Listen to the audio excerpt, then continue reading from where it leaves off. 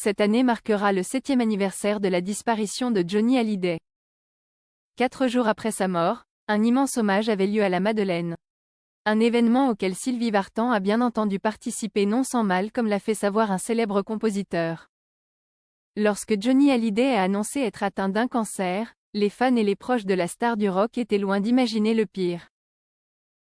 Le dénouement tant redouté est arrivé le 5 décembre 2017. C'est par des mots poignants que Laetitia Hallyday, la mère de ses filles Jade et Joy, avait annoncé la disparition de son époux, son pilier, celui qu'elle n'oubliera jamais.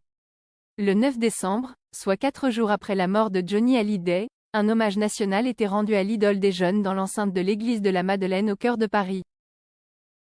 C'est à cette occasion que les enfants du rocker, à savoir Laura Smith, David Hallyday, Jade et Joy étaient réunis comme rarement. Autre présence notable, celle de Nathalie Baye et Sylvie Vartan, mère des deux aînés.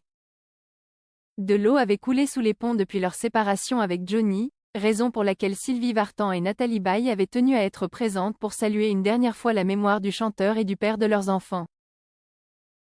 Malgré tout, la douleur était palpable et l'épreuve particulièrement difficile.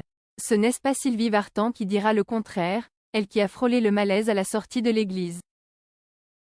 Comme l'a fait savoir le compositeur Jean-Jacques Debout, mari de Chantal Goya avec qui il fait chambre à part, présent ce triste jour du 9 décembre 2017, Sylvie Vartan n'était pas au meilleur de sa forme. À la fin de sa messe d'adieu, Sylvie m'a demandé de lui tenir le bras pour sortir de la Madeleine, tant elle craignait de s'évanouir, a-t-il précisé au cours de l'interview accordée à France Dimanche, sortie le 28 juin dernier.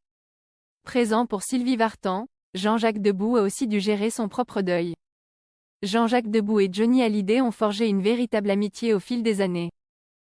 Le mari de Chantal Goya a mis beaucoup de temps avant d'accepter la mort du rocker. Ce n'est qu'en s'exilant dans l'Indre où il a grandi et où il possède désormais une maison, que Jean-Jacques Debout a réussi à accepter son départ.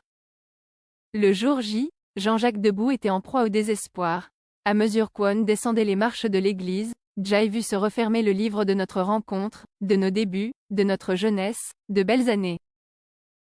J'ai vu s'écrire le mot fin, ce qui m'a mis un coup terrible, ça m'a démoli.